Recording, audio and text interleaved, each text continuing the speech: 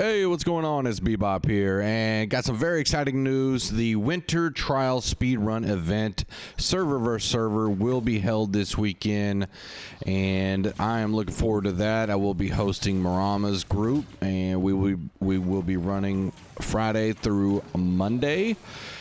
And we're going to try to see what we could do out here, you know, see how we could min-max the run, see what we could do to try to get it down below 6 minutes or so. I'm sure some other groups are going to be just frying out there, dude, so I'm so excited. Also, the Balance of Power video came out yesterday by the devs, and we're going to be going over some of the weapon buffs and debuffs that are coming up in the future update. Also, since Charis got a buff, oh my goodness, how tanky that dude is now. Oh, the most boring boss fight in New World just got worse, ladies and gentlemen. Pugs are going to be insanely terrible. I don't know. Here's one I ran last night with, you know, just some randoms. And let me tell you, I'm going to spoil alert, gold run. It was the slowest gold run of all time, ladies and gentlemen, for Charis. So we hold that record, and be sure to stay tuned to the end to see that. And anyways, let's get into some of the weapon updates that are coming. Oh, Bebop goes down, floor POV, you suck. I don't know what I'm doing. I'm so fucked here. All right, let's get right into the buffs and debuffs that they're going to be doing. Siege weapons and OPR and invasions, things like that, are going to be buffed 50% more powerful. Tanks are getting a well-deserved, something I've been preaching about since the big update when they got rid of beloved earrings, is that the tank's threat is going to be increased with the Defender's Resolve and Carnelians, which I believe is already happening with the Carnelians. Also, the melee attacks, the heavy melee attacks, will also be a threat generation. So that's something that's been needing to go for a long time. With the amount of damage increase that DPS has been able to do since the big update, you know, tanks have had a hell of a time trying to hold aggro. So now it should be a hell of a lot easier, and I wonder if they're going to do anything with the lost stopwatch as far as the 300% taunt. I wonder if they're going to go to 400 or maybe 350. So we'll see. Wing leather shoes are going to get a damage buff once you have haste, which is awesome. Something I hardly ever see people use. So I think a lot more people will be using that. So if you want to try to counter that, you can craft a amulet with the PvP. Let's see. I guess I forgot what it's called, but it's the anti-haste, where you're going to do 20% more damage to enemies that have haste. So there's a way to counter that. Shirking Empowers getting a buff. The magnetic gauntlets are getting a 50 to 30% crit damage reduction. So what it used to be was when you had the magnetic gauntlets, you get more crits, but your damage was on the crits was down 50%. So they're gonna only make that 30% now, so you can get more crit damage. So that's gonna be interesting to see if anybody's still gonna use that. I feel like people still probably won't use those very much, but Bow's Poison Shot is gonna get a duration shortage, and the Rain of Arrows is gonna have a longer duration but less damage on the dots. Blunderbuss extended net shot nerf from 50% exhaustion to 41%. So Blunderbuss getting another nerf, but you know, it's in a good spot right now, so I mean, that might be well deserved. Fire Staff, heavy flare increase. So it used to be that your damage was reduced when you did a heavy and it splashed around onto the enemies. Now they're going to increase that by a little bit. So Fire Staff's going to get a little bit stronger. Hey, Flail DPS buff. So the Flail's going to get a DPS buff. Leader of the Pack passage is also going to be buffed.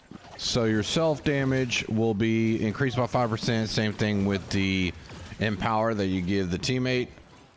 The Keen Berserk is going to be buffed, which is long overdue. The Hatchet has been dead for so long now. And they're going to get rid of the health requirement that you have to be below 50% health. So stock up on some of those crafting mods and get you some pieces ready. Removed the health, like I already said, removed the health requirement. The crit chance will also go up, and the damage will also go up when that's activated. So hatchet's coming back, baby. Oh, I can't wait. Let's go. Musket, they are removing the accuracy, which I guess I've heard that it was going to be the bloom. So we'll have to wait and see on that. I don't have any more information on that. They're going to buff stopping power because that's hardly ever being used. The Deadeye skill in the skill tree is going to be buffed because it used to be if you get 2 headshots in a row, your reload was, faster. But now they're just, if you hit 2 enemies, it's going to be faster. The right side ultimate is also going to be buffed. So any debuff that's on the enemies, your musket's going to do, I think it's 20% more damage. So that's interesting. I still don't know if it's going to compete with the headshot bonus damage, but we will see.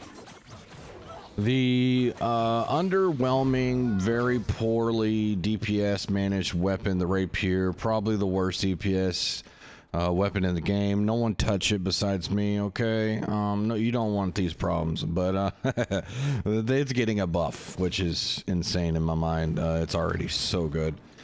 Deadly and Flourish is getting a boost, and it's going to apply another bleed, which, whoo, let's go, bruh. About to be fine.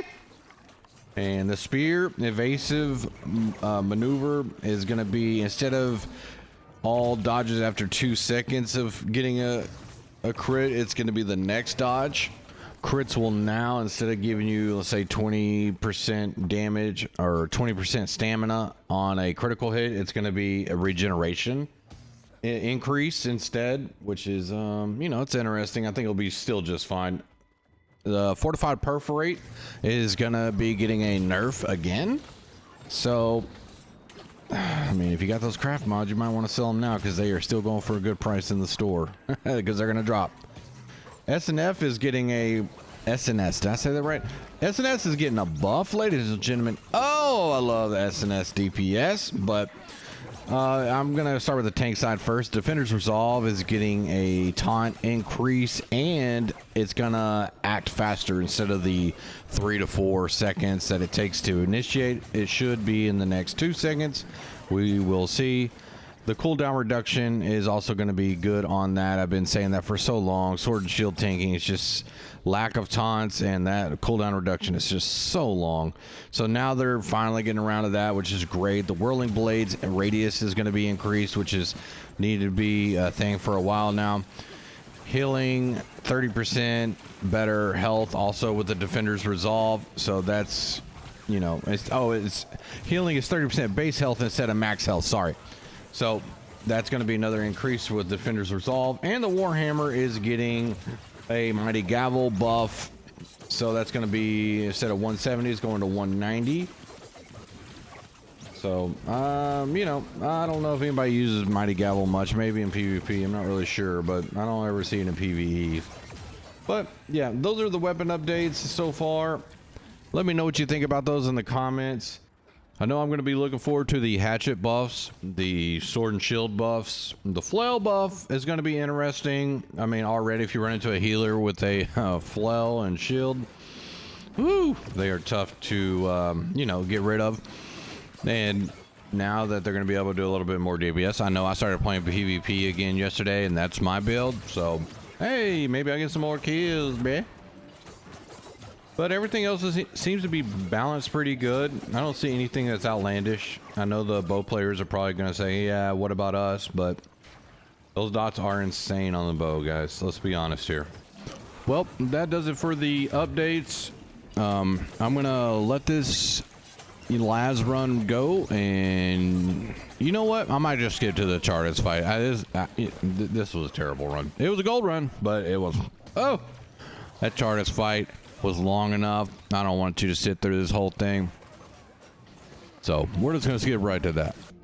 Now, if you don't stick around for this, I don't blame you, but they did buff Charis. He's a lot more, tanky, I guess would be the word.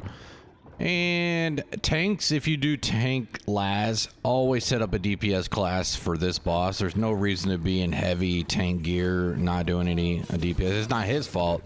It's definitely more our fault. But I'm just saying, you should. It's just a word of advice, I guess. You know, I'm not blaming the tank or anything like that. It's not his.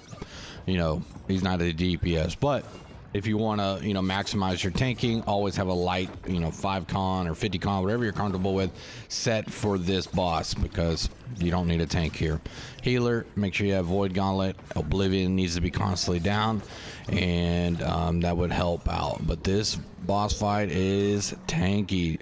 Now, this boss fight goes on for 9 minutes about, so I've never been part of. I think someone must have been trolling that, or he's just extra tanky. I don't know.